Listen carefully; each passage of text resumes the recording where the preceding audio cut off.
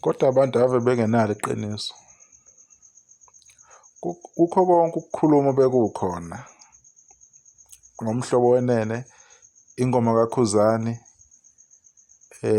ewumaskandi, eyisigqi sikaMaskandi siphelele, engaxutshwe naSalwazi, engaxutshwe naMqhiliba, ukuthi ayigcinanga ukuthi ibe number 1 kwi-Song of the Year kumhlobo wenene.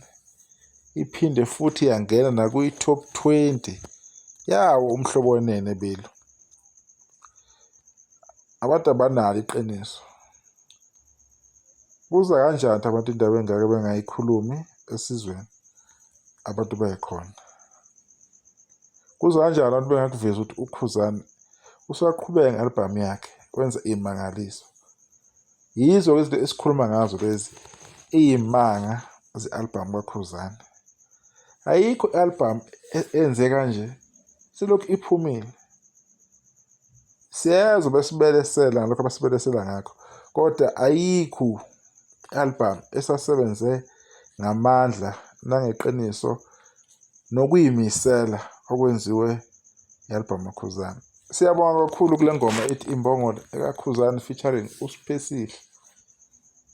Le ngoma imnandi kakhulu, sangena ngayo kamnandi kumhlobo wenene, sajabula kakhulu mayiphumelela.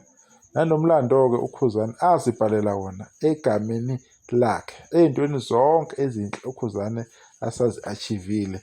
Enye izinto le eyaba yinhle kakhulu ukuthi umhlobo wenene umuphe ithuba lokuthi angenelele futhi wagcina ekwazile ukuphumelela.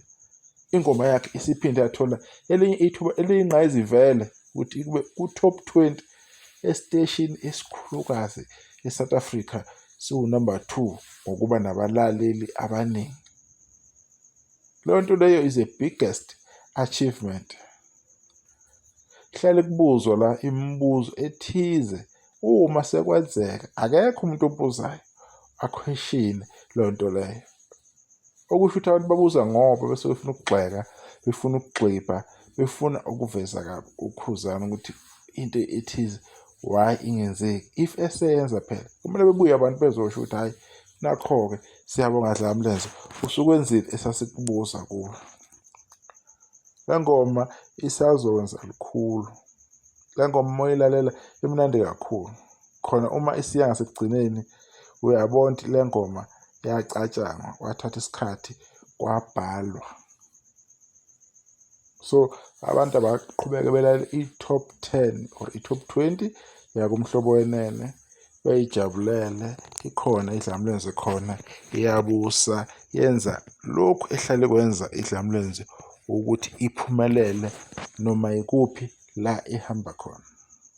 Nomcimbi ususeduzane-ke iDlamlenze elungiselela wona, engathi ungafika ufike uhambe kahle, kungabi bikho okuzowuphazamisa. Siyibonge kakhulu iDlamlenze ngengoma yayo ethi Imbongolo, Khuzani featuring Siphiwe.